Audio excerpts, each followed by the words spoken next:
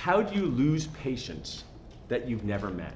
So excited to talk with Joshua Scott, founder of Studio 88, an awesome sponsor of Super Dentist Boost and Dental Nachos. So Joshua, share with us, how do you lose patients you've never met? What's up, man? So how's it going? Thanks for being here. I woke up yesterday with a zit right in the middle of my forehead, and I was like... Just more authentic. Everything's authentic. I look like my 15-year-old son. I have such an authentic face now, right? Yeah. So I'm like, yeah, it's a practice. I need some cover-up for tomorrow for the real thing.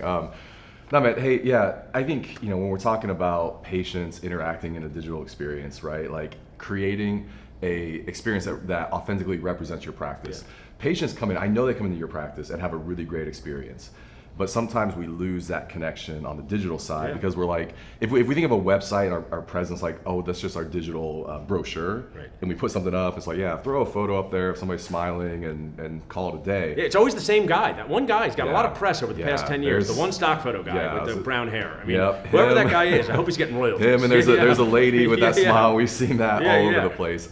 But really, it's trying to build that out. Like, if patients come into your practice, they're gonna have a good experience, they're gonna stay. Yeah. So why can't we do that in the digital space too, especially post-COVID, when we realize we don't have that chance to interact with them personally, physically within that space? How can we recreate that in the digital environment, through virtual consults or your web experience or reviews, all those things to really have that? I love that. I love your concept of story-based websites. I've said throughout the pandemic, the story's the star, not the dentist, not the patient, not the team. It's the story of transforming someone's mouth or making them feel better. So I love your theme of story-based websites, but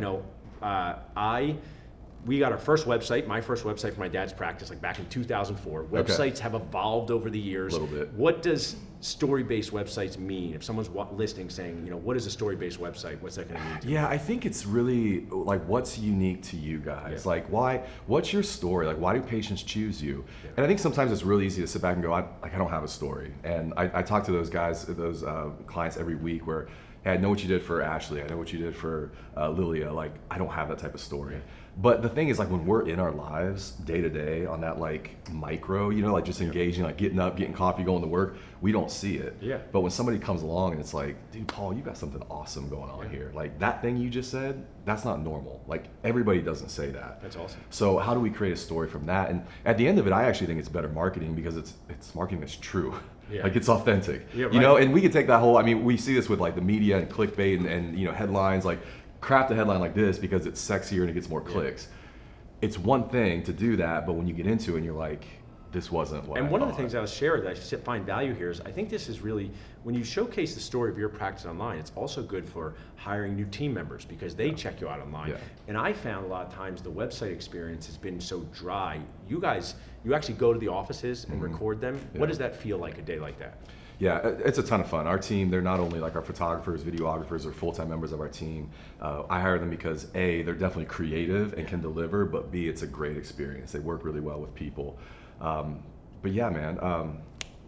Like what I lost it. No, but what I want to share. I had something. I'm ruining the whole entire interview. No problem. Now. It's all our practice thing. It's super authentic. Yeah. Now there's anxiety. But what I wanted to add, because is not everybody's as comfortable on video as me. So when I bring in a story-based website team, which I would love to do, how do you enhance the comfort level of that team who says, I can never talk on video, or I can never do this, and then next thing you know, they're comfortable. How does that transformation happen? We've definitely learned some things there. And one of the keys is we just, all the interviews are just off camera.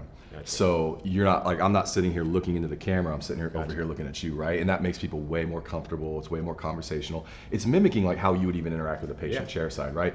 Dude, the first practice we went into, we didn't know that. So we get in, we got the camera, we got the couple lights, and we're like, okay, let's talk about dental implants. And she was like, okay, dental implants are, and it was like, she went into like robot mode. And you're like, whoa, like where did that come from? Like, do you normally talk to patients like that?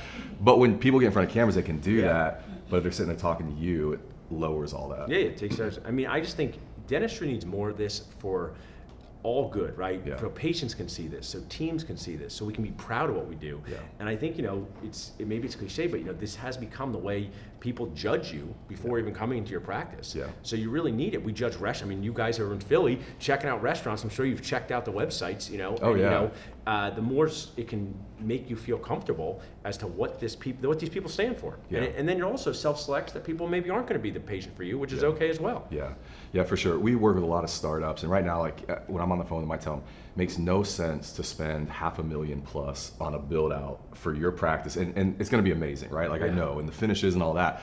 But then go and try and get a website for $2,000 or $3,000. That doesn't look anything like that. I always like to, why is it problem to be hashtag dentist cheap on a website in general? If you can just deliver this value, because dentists will buy a $100,000 CEREC. They don't do any onlays, right? But they're like, I like this. But I'm like, you usually get a website, it's gonna be like 20 or 30 grand. They say that's way too expensive. Just in terms of general value, what is the downside to being dentist cheap on a website? Yeah, man, it's losing the patients that you've never met. Yeah. Right? Like there are people that are interacting with websites and dental practices digitally every day. Yeah.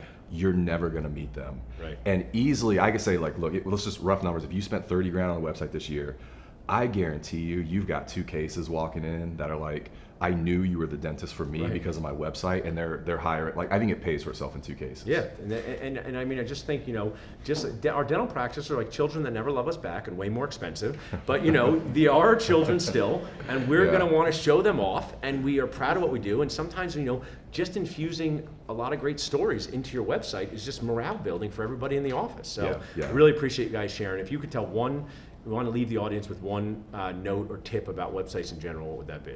Yeah, it's your story is worth it. Like it really is. And there's something that's there that's valuable. And so embrace that, discover that, like take some time to go, what is it?